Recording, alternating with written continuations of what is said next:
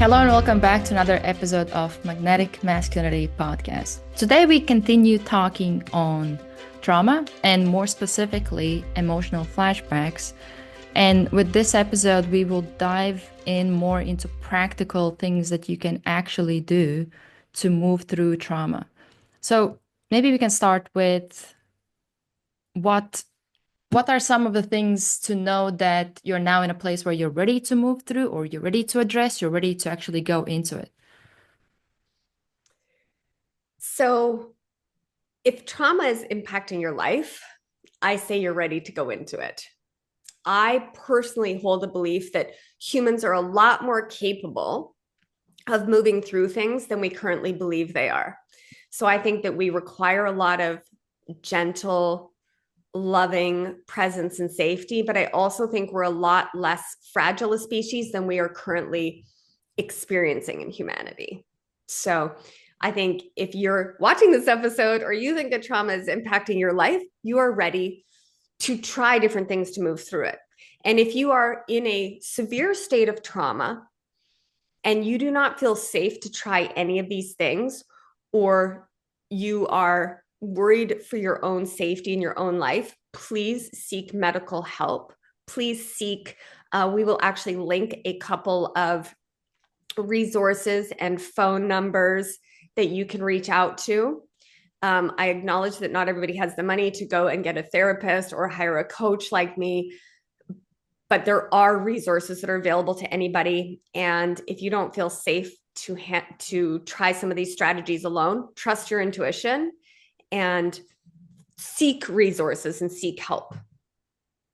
All right, so let's get into strategies since we have 10 of them. So there's a lot to go through. So with the first strategy, name it to tame it. Yeah, name it to tame it. So when we go unconscious or we become triggered, one of our parts, we feel dysregulated, we have an emotional flashback, and typically one of our parts does a hostile takeover of our consciousness, and we are no longer in charge. That part of us is in charge. It's flipping out, it's angry, it's shutting down, it's doing whatever strategy it developed in childhood to protect you. Even if it can be an unhelpful strategy, it's important to remember that all of our strategies, whether it be rage, sadness, suicidal ideations, self-hatred, judgment, whatever it is, all of those parts developed with a loving intention of protecting us in childhood. So we don't want to make any of those parts bad or wrong. But if we can notice that we're in a hostile takeover, we can name it and we're like, oh, this is an emotional flashback. That gives us just a little bit of distance. We may not mean we're like back in our highest self. I notice that occasionally I'll get in, especially depending on what my hormones are doing in any phase, I will get in an emotional flashback and I'll be like, uh-oh, I can watch it about to happen. I'm like, uh-oh, here it goes. So not everybody can watch it. I can watch it and I can sort of feel this part of me taking over. But as soon as I say, I'm experiencing an emotional flashback or I'm triggered, it gives you a little bit of separation. It helps you zoom out of just looking through that part to, uh-oh, I acknowledge that this part of me has taken over. But acknowledging it takes you out of the experiencer and into the witness. So name it to tame it. And you may not notice for an hour. You might just be like, no, I'm pissed because my wife did this and she doesn't appreciate me. And no. And remember, anger is a cover emotion. So, but even if it takes 1 or 2 hours, I want you to, as soon as you become an awareness, celebrate the awareness. Oh, I was triggered. I was in an emotional flashback for like 2 hours. Don't beat yourself up that you were in an emotional flashback for 2 hours. Celebrate the fact that you're now in awareness. Now you, if you refer back to our parts work episode, if you're not sure what I'm talking about, it was one of our first episodes, or we'll link it in show notes. It means that now you are the CEO again. You are the leader again. As soon as you can observe, oh, one of my executive team here has taken over the meeting. But wait, okay, that happened, but now I'm in charge again. So name it to tame it. As soon as we can come into awareness, celebrate the awareness, Don't beat yourself up that you were in an emotional flashback. You probably want to acknowledge if you impacted somebody with it, with a lot of self-compassion or radical compassion. But it helps you create that distance between now and a past trauma, because you're then in awareness. You're not in that unconscious state or that reactive state where we're almost blind to our higher perspective. So next one, 5, 4, 3, 2, 1 grounding. Yes, this is a neat tool, and some people really like it. So when we're in that CPTSD triggered state or emotional flashback, it's very inside of us, and it's happening in the head, it's happening in the nervous system. And bringing ourselves back into our body and grounding ourselves around outside of us can help again bring us into a little bit more perspective. So 5, 4, 3, 2, 1 grounding is stop, take a couple of deep breaths, and look at 5 things around you that you can see. So I see a really nice picture on the wall of a bear. I can see a plant. I see a window. I see another plant. I have lots of plants. I see my computer. I see my celery juice. So it's seeing 5 things you can see, even if you're like in a really agitated state when you do it. 4, you can feel. I could touch my hair. I could touch this computer screen. I could touch my microphone. I could touch this book.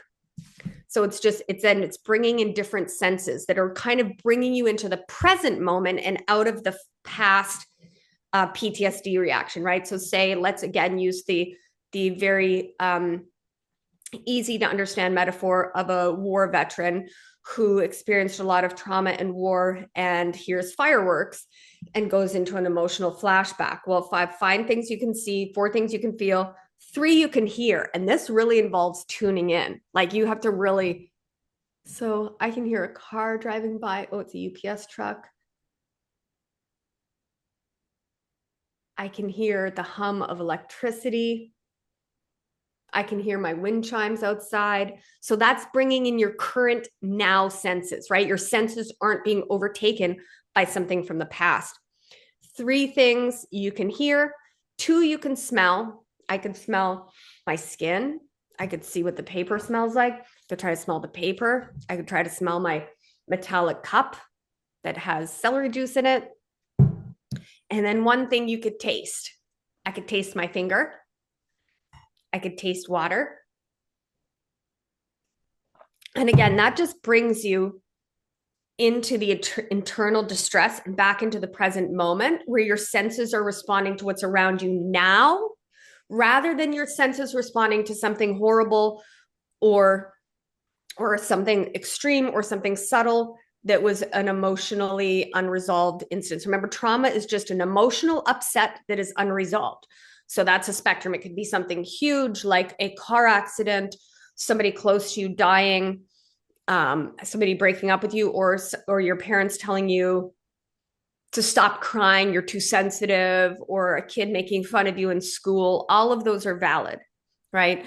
A lot of men, if I do hypnosis with them, something I've noticed is a lot of men have trauma around circumcision, which they can't even cognitively remember, but it impacts them, later in life. But anyways, so 5, 4, 3, 2, 1 grounding. I had a follow-up question here with within that, like 5, 4, 3, 2, 1. Do you have any advice for somebody who, as they're now in that emotional state, is there something for them to keep in mind? Because it might not be as easy to actually stop and now think about those things because they're in that emotional state. Do you have any advice there? Well, it depends whether you're alone or with somebody. So again, let's go back to our first one, name it to tame it, or we could also call that awareness. As soon as you're in awareness, don't try to shift, don't try to change how you're feeling necessarily. We just want you to come back to the present moment. So we're finding different strategies to help you come back to the present moment. You're not always going to notice right away. And sometimes you might notice right away. But whenever you notice, celebrate that awareness, because awareness is the most important step. And compassion, having compassion for yourself, not being like, God, you're being so weak. You're in an emotional flashback, you sissy. It's more like, imagine you were like a 4-year-old or a 2-year-old, or imagine whoever causes the most compassion in your life, whether it be your dog, your cat, imagining your 2-year-old self, your own son or daughter as like 1 or 2 years old, where they're very dependent on you and they haven't like, triggered you yet.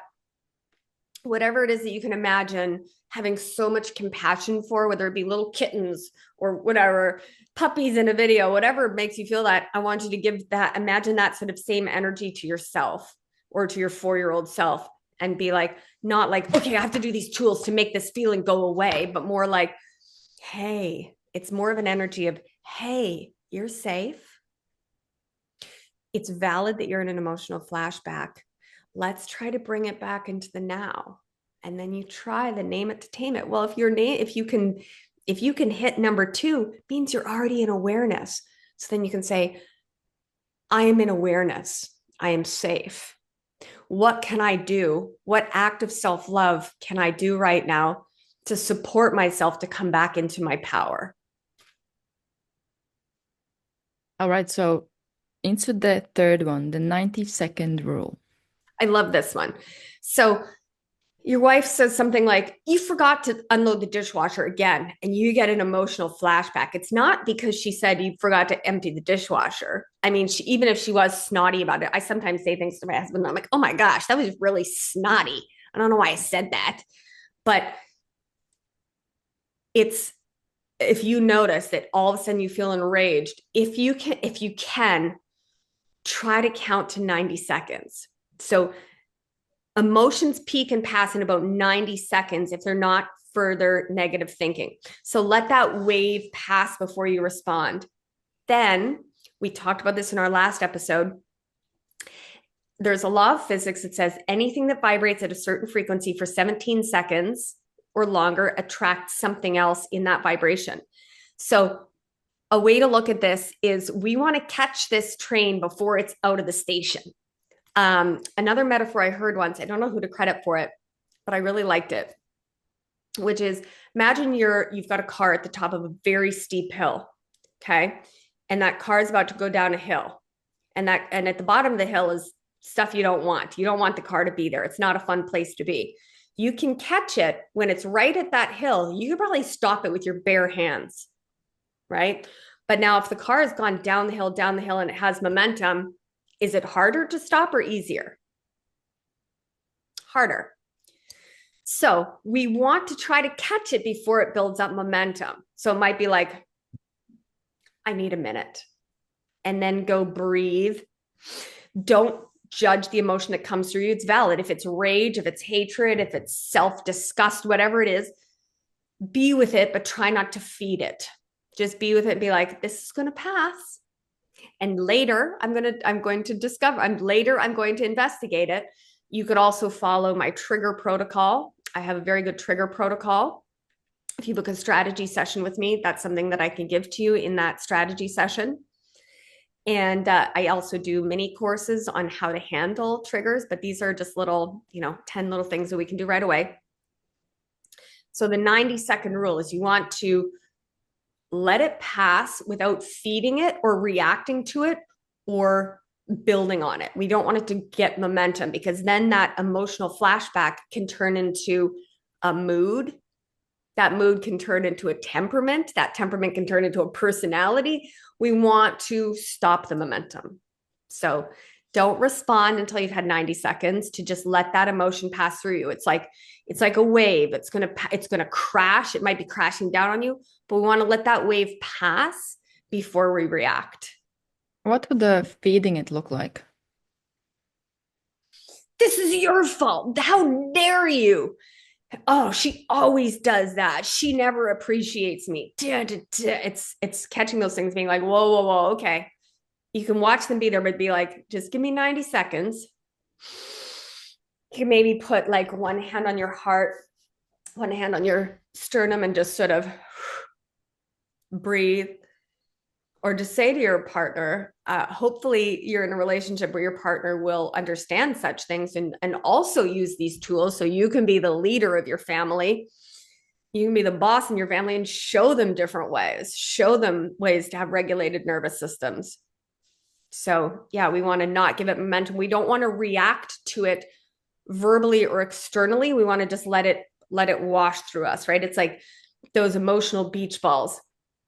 If we have a beach ball that's filled with air and we try to push it under the water, what happens? It creates more and more and more tension. We want to just let it pop up and float away. But we also don't want to take it and throw it at somebody either. I feel like this moves us into the next one, which is somatic shaking or movement when it comes to moving it. Yeah.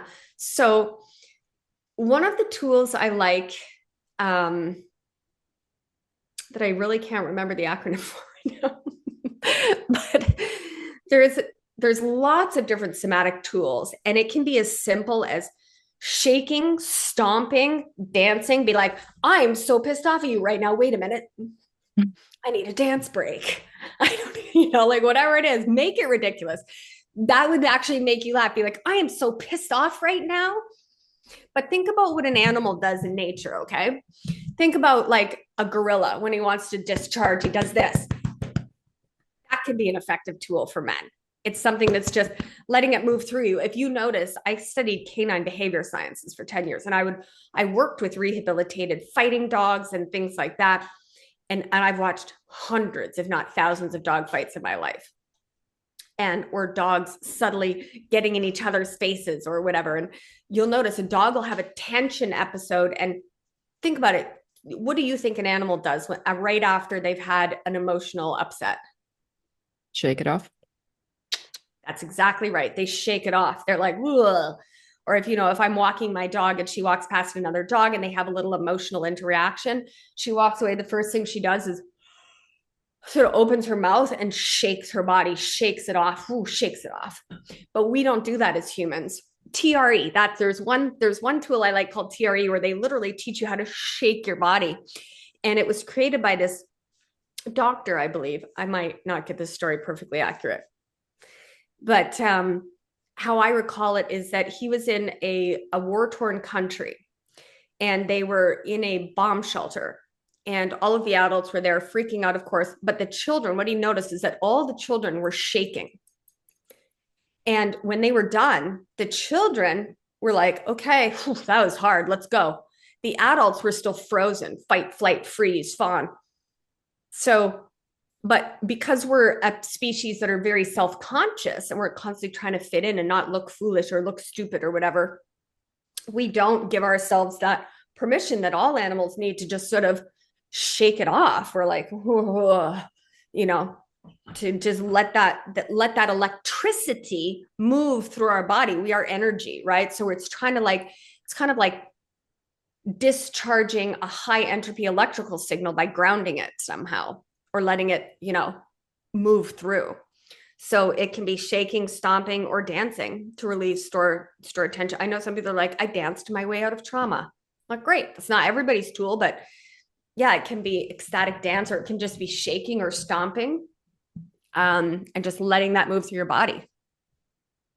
All right. And the next one, safe place visualization. So safe place visualization. This can be done two ways, or I'm sure it can be done a lot of ways, but here are two ways.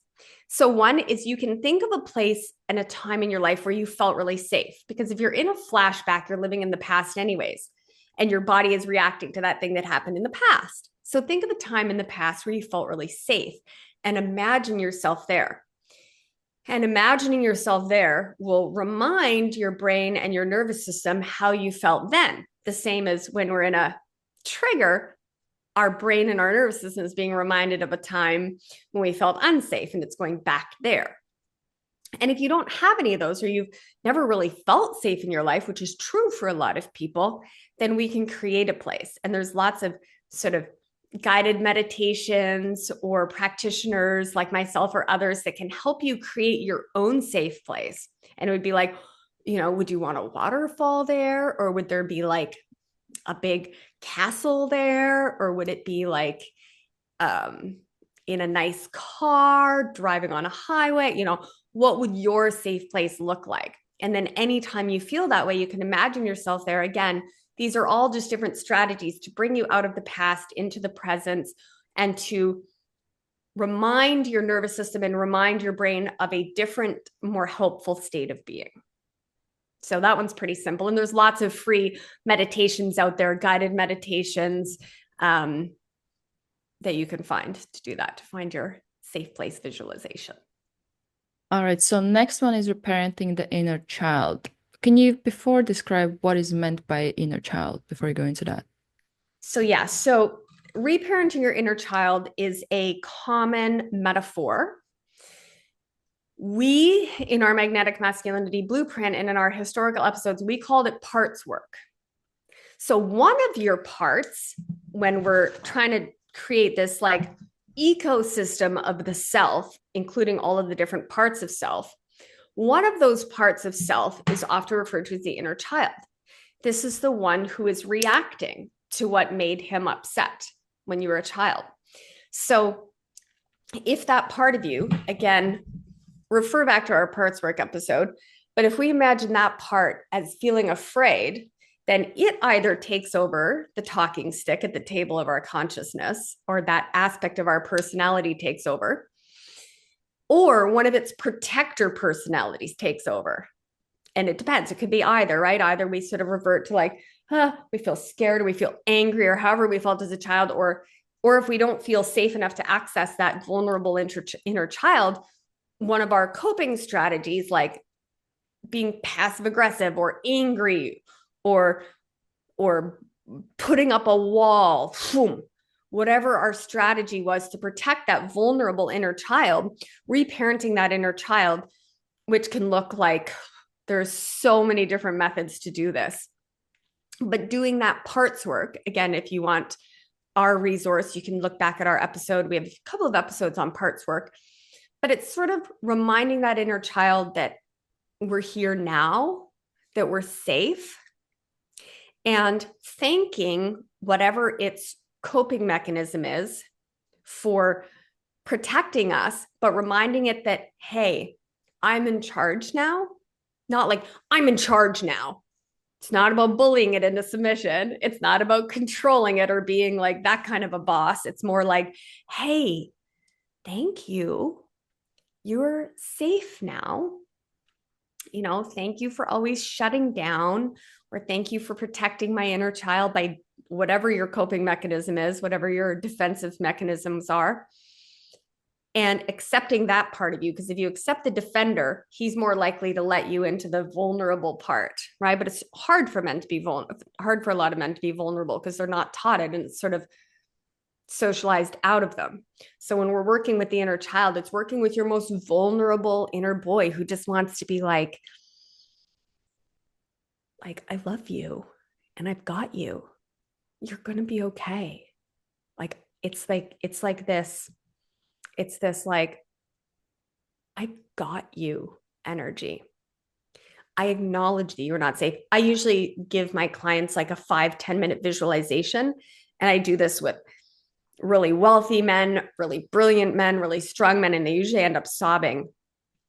And basically, I imagine them, I take them through a lucid hypnosis session where we go into their childhood house and sit down in their bedroom beside their inner child and ask their inner child what it wants to say, ask it if it wants to, what it wants to do. Like some of them want to hug. Some of them want to be told they're a good boy. You're a good son. You're a good man. You're a good, you're going to be amazing and you're going to be successful. You're going to have a wonderful family. Or some of them just want to hide and they just want you to watch them color in a closet, whatever it is. Inner child work can be really powerful, even though a lot of men I work with are very skeptical to it at the beginning. Once we do it, I'm like, give me 10 minutes and then you can tell me it's stupid and you never want to do it again. And you can tell me I told you so and you'll really enjoy that. And they're like, okay, done. And then we'll do it. And they're like, okay, that was powerful. So that's inner child work. All right, moving into breath work and box breathing. Okay. So I want to differentiate between breath work and box breathing. There are lots of type of breath work out there. And it's become very culturally popular to do a lot of very harsh types of breath work.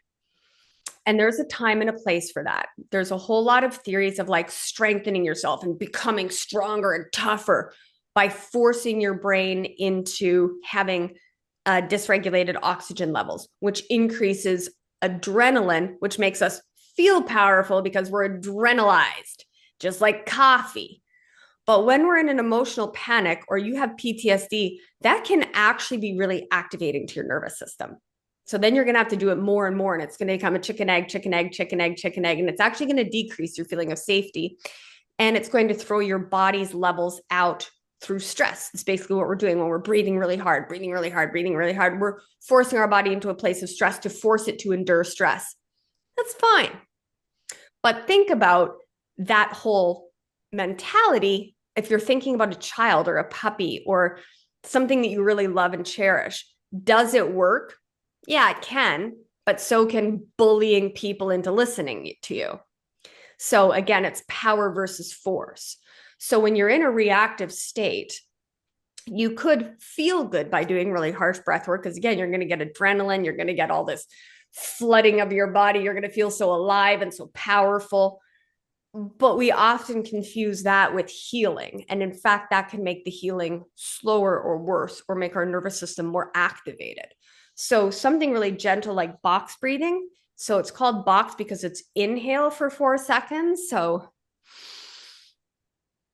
then hold it for 4 seconds. 1, 2, 3, 4. Then exhale for 4 seconds. And then hold empty for 4 seconds. If 4 seconds feels too long, do it for 2 seconds. But it's sort of counting something in your mind. It's gentle. It's taking control of your breath without controlling your breath and forcing it into states of consciousness that give you a buzz or a high, but are not actually necessarily that soothing to your nervous system. Or just focusing on your breath, just coming into the breath really gently and lovingly. It can be also audibly sighing because when we're in fight or flight, we can't go, ah. You can't do that. So doing that audibly out loud can be really soothing to the nervous system, as can humming. So it can be like breathing in. And trying to lengthen our out breath a little bit, because that's just not something we can do when we're being chased by a bear, right? And when we're in an emotional flashback or CPTSD or triggered or upset or unconscious, pick your metaphor, right? We're being chased by the bear that is not there. So doing things that, even like smiling and doing soft, gentle, loving breathing and focusing on our breath can be soothing to our nervous system and help it, remind it how to relax. And next into the journaling and emotional release. So again, these are some tools. There's more tools than these. And do not judge yourself if you don't like a tool. Give it a fair chance. But if it's not your tool, that's totally okay. There's no wrong way to heal. And if none of these work for you, there's other things. There will be something that works for you. But for some people, journaling really works. And that's write freely for 5 to 10 minutes. And that's externalizing them, right? It's like letting it out. It's like letting pressure out and getting it out physically through your hand. It's almost like shaking, but it sort of clears the mental clutter. Because if we have a part of us that's like, you're not safe, if that part's going to keep chattering, sometimes how we help it is, again, we give it a seat at the table of our consciousness and we let it hold the talking stick.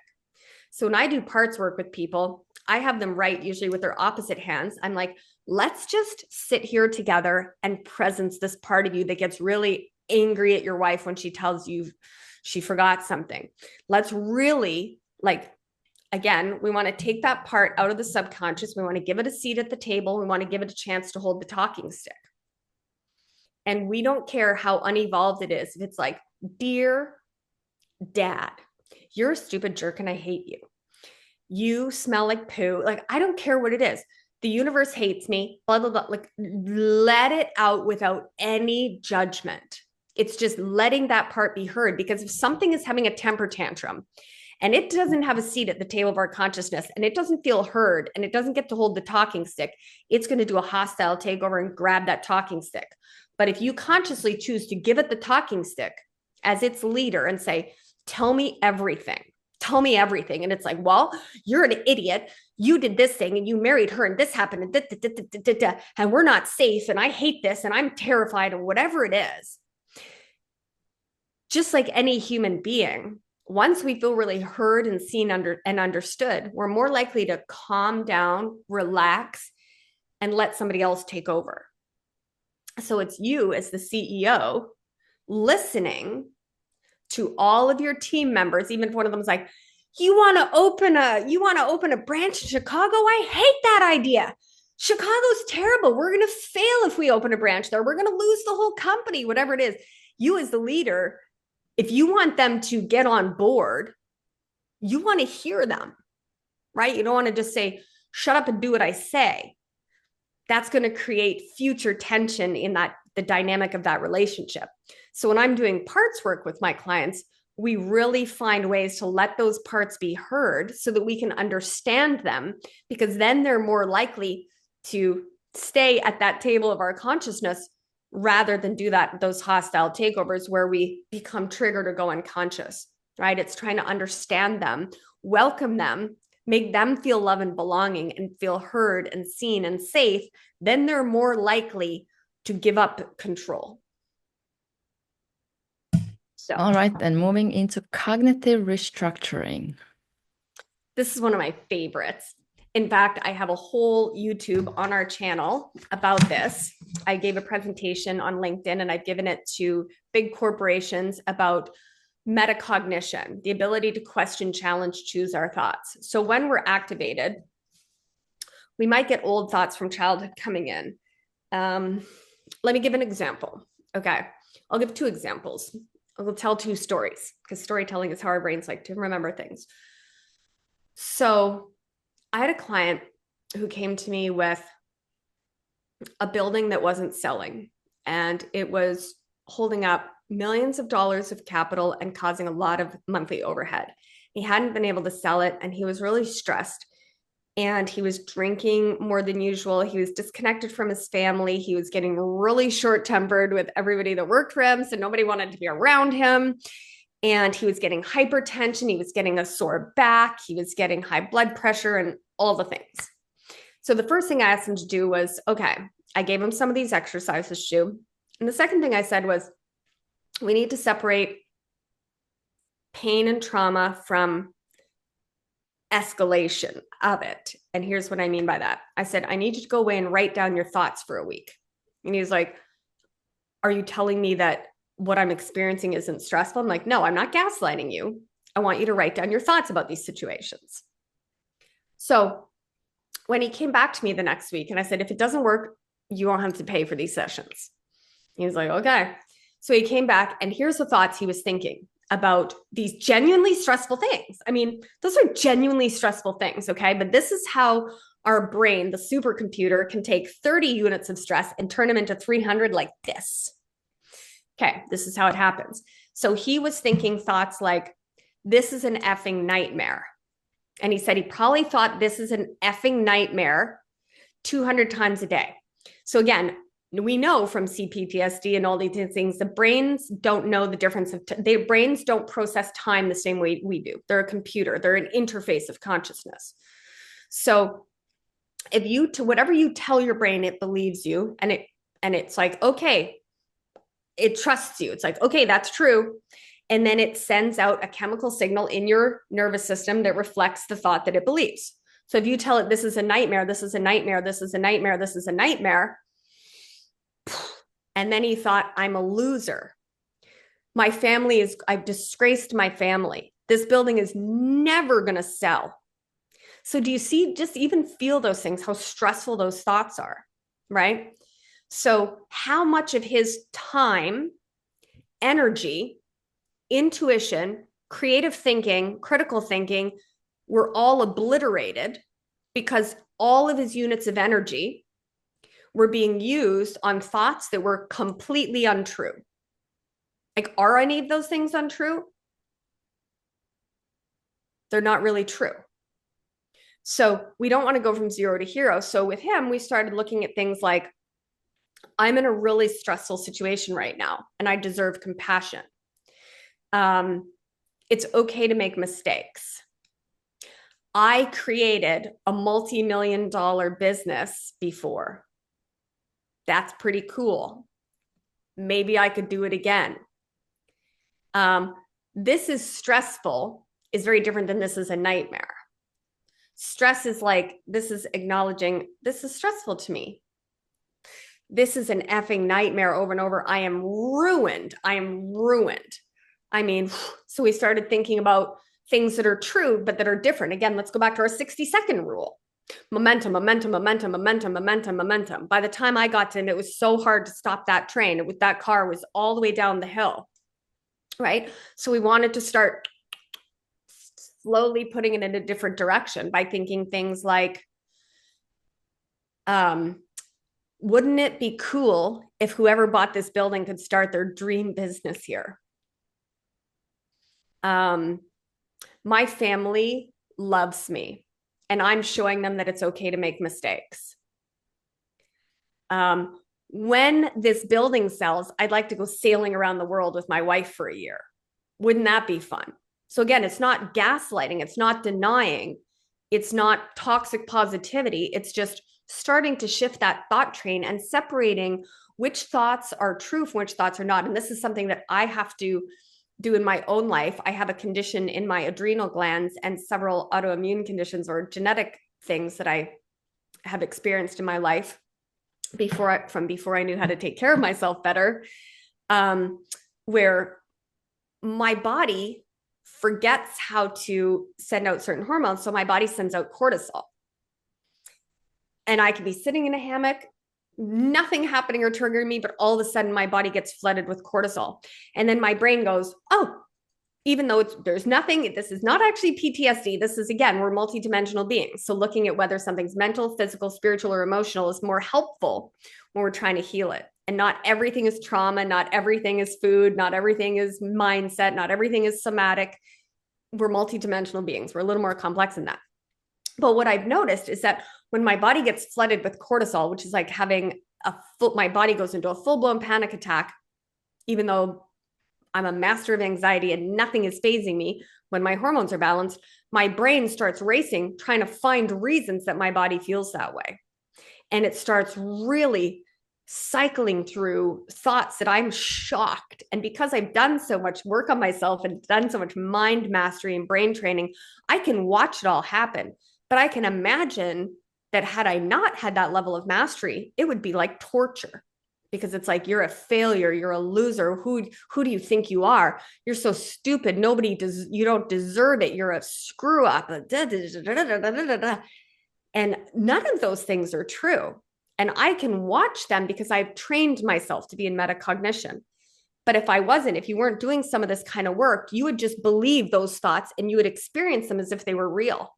And then I can see how men start drinking alcohol, start disconnecting, start, whatever their coping mechanism is, eating, pornography, whatever it is, doom scrolling, whatever it is, to try to alleviate the stress of those thoughts. Whereas if we can start to, again, pilot that vehicle of consciousness and start to question those thoughts and separate reality from the brain or our fears, what it makes it mean, then that puts us in a lot more power and frees up a lot of energy and thinking to solve problems rather than live trapped in. I think that when they talk about heaven and hell is like living your own worst nightmare over and over, hell is what happens when we're here in this body living and we don't have mastery of our own minds.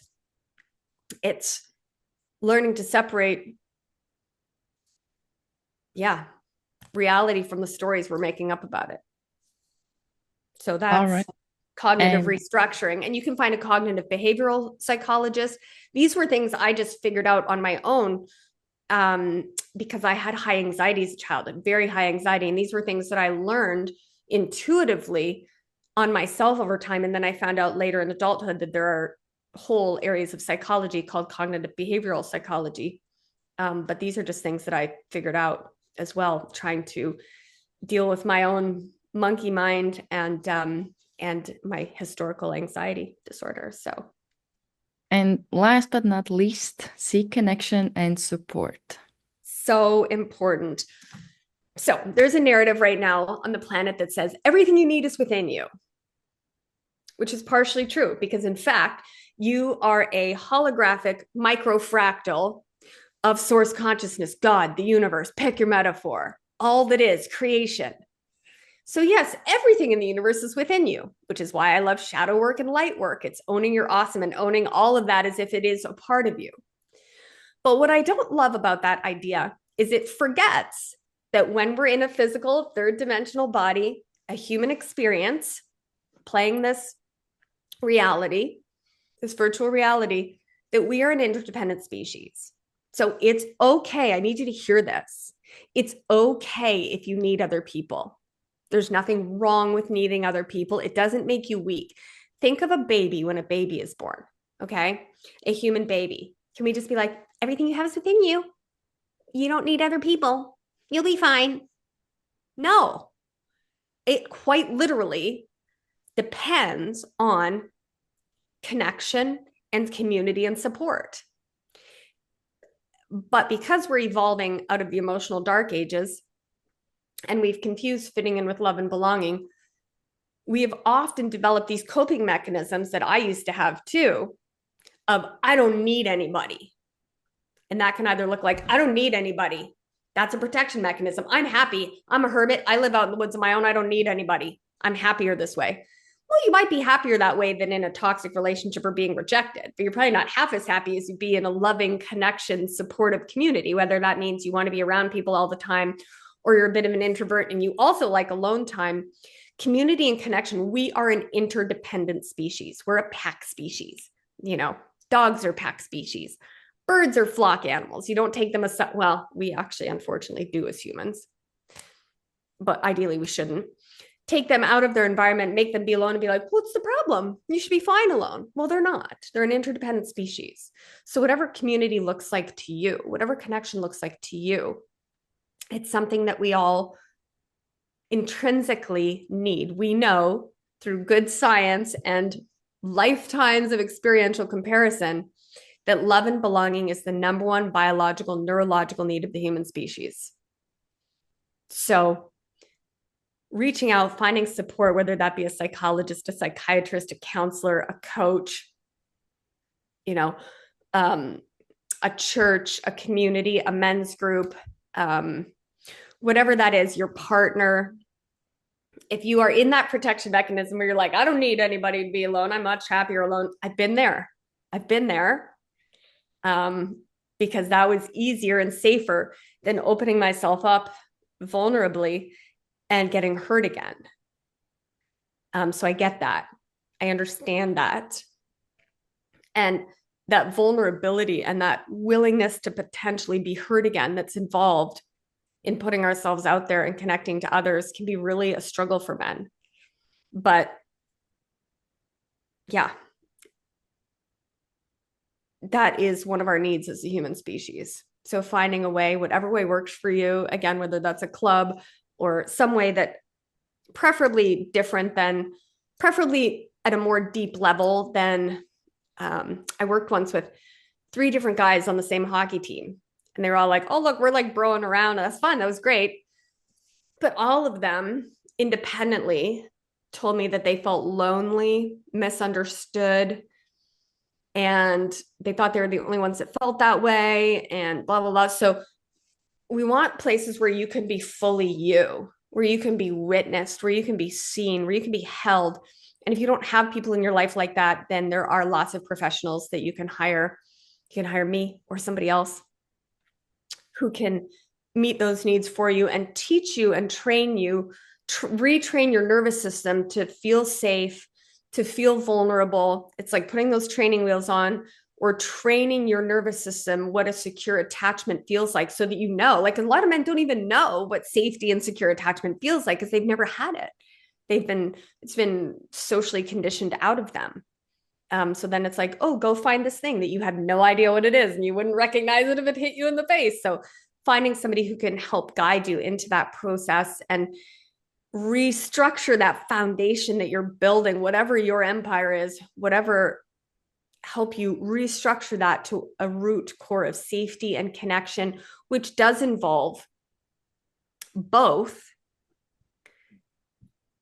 autonomy within yourself and knowing that you are safe and you're whole and you thrive when you're with somebody else. It's not, I need somebody else to, because otherwise I'll not be okay.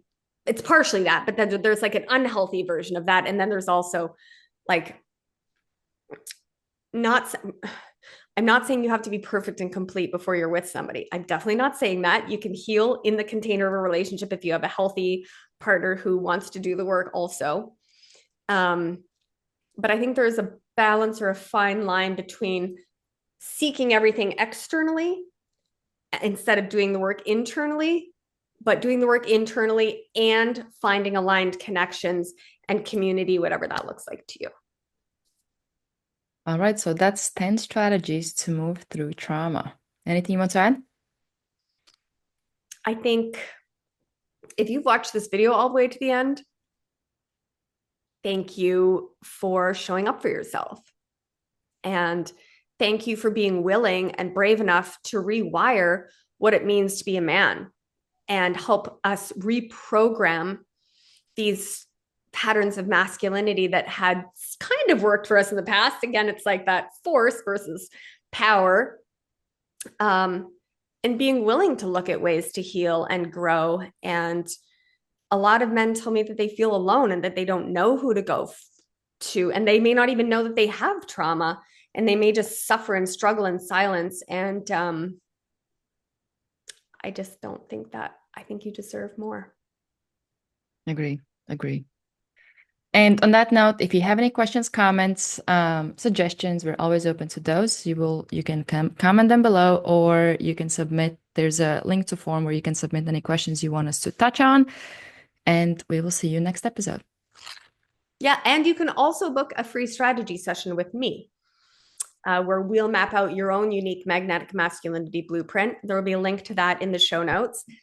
And that's where I give you workbooks to work through to help you cultivate clarity on your own alignment. And then we meet and do a little more of a deep dive. So, and then we see if we're a good fit to work together. But even if we're not, or even if I recommend that there's a different way you could be supported, because not everybody is the right fit to work with everybody. My goal in that time is to provide you as much value as possible and give you at least some tools to be able to step into your own magnetic masculinity and full potential. All right. Use that, and we'll see you in the next episode.